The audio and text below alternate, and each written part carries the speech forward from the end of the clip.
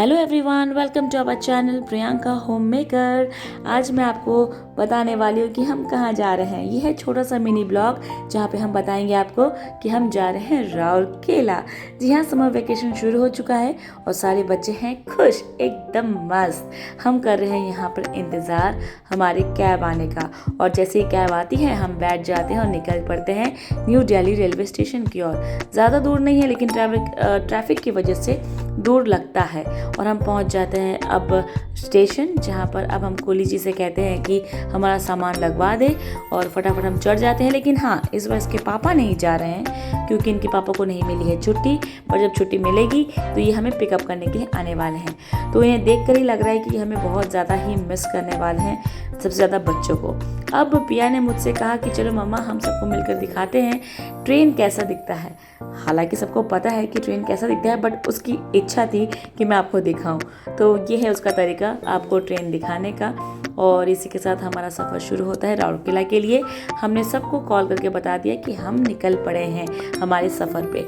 अब मिलता है हमें यहाँ पे गुलाब का फूल, क्योंकि गुलाब का फूल जो है न्यू दिल्ली रेलवे स्टेशन पे सभी फर्स्ट क्लास पैसेंजर्स को दिया जाता है। फिर आता है नाश्ता, जहाँ पर नाश्ते में है सैंडविच, कचौड़ी, और चाय कॉफ़ी के लिए है यहाँ पर कॉफ़ी जो भी आपको पसंद हो, है यहाँ पर सोन पापड़ी, और है ड्राई फ्रूट्स। पिया के हाथ में है यहाँ पर सैनिटाइज़र, और चाय कॉफ़ी की पैकेट है यहाँ पर, और यहाँ पर है वाइप्स जिसे हम हाथ पाथ में पोंछेंगे। तो सभी बच्चों ने हमारे जो है बहुत अच्छे से खानों को एंजॉय किया। लेकिन पिया ने मुझसे बोला कि मामा, मैं तो सिर्फ खाने वाली हूँ ड्राई फ्रूट्स।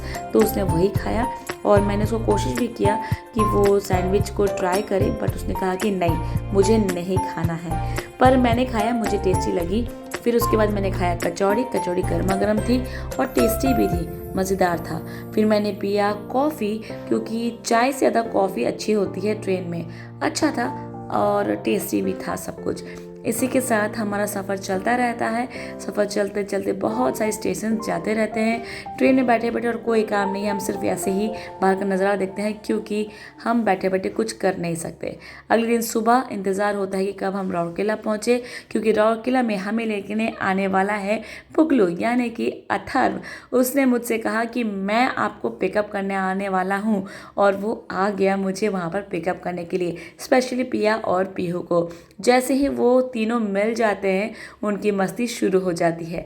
राउरकेला स्टेशन में पहुंचने के बाद हम फटाफट से गाड़ी में अपना सामान को जो है लोड कर लेते हैं, और लोड करने के बाद हम बैठने के लिए जाते हैं। लेकिन उसी वक्त पुकलू मुझसे कहता है कि मैं तो पिया के साथ आगे ही बैठने वाला हूँ।